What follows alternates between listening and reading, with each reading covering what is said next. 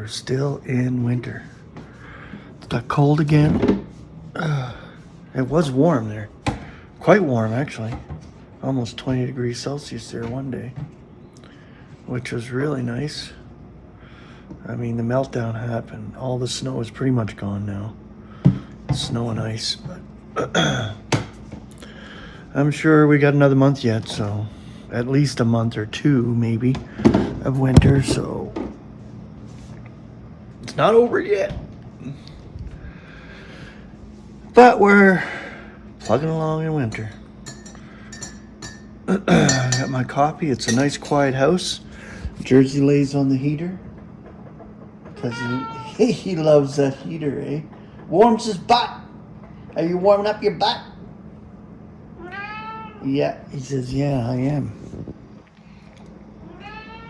Okay, I'm going to come in my office today and just darken the living room. I don't need to turn on a bunch of lights. I love the quiet so much. The quiet is so nice. All right. Sit you down here and we'll do this word. The hour has come for us to be roused out of our sleep. All right. Here we go. There it is. Hour. And there's your Greek. Let's read the concordant definition. The 12th of daylight or dark, not a fixed period of 60 minutes, as with us. Figuratively, a short period having a common characteristic.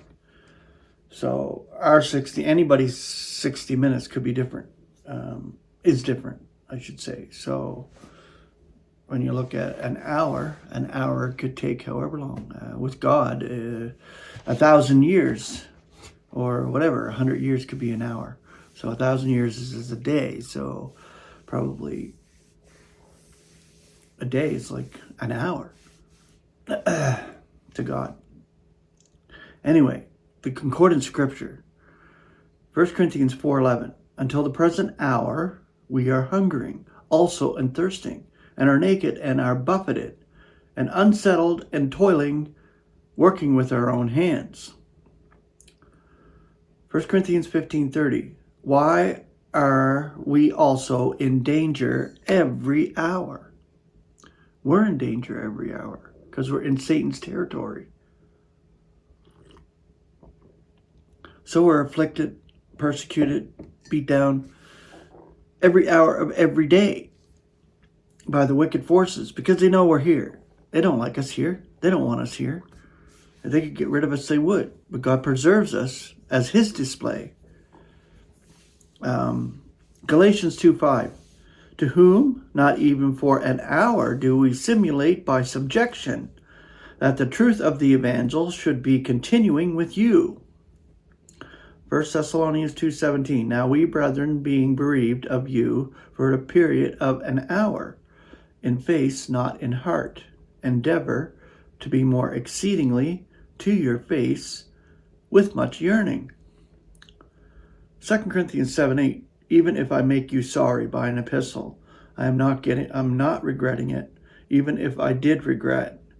For I am observing that epistle makes you sorry, even if it is for an hour. Philemon 15. For perhaps therefore is he separated for an hour, that you may be collecting him as an Aeonian payment. Aeonian payment. Romans 5:13-11. This also do, being aware that the era,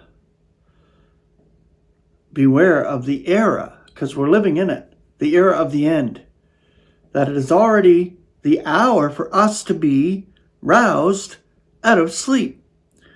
For now is our salvation nearer than when we believe.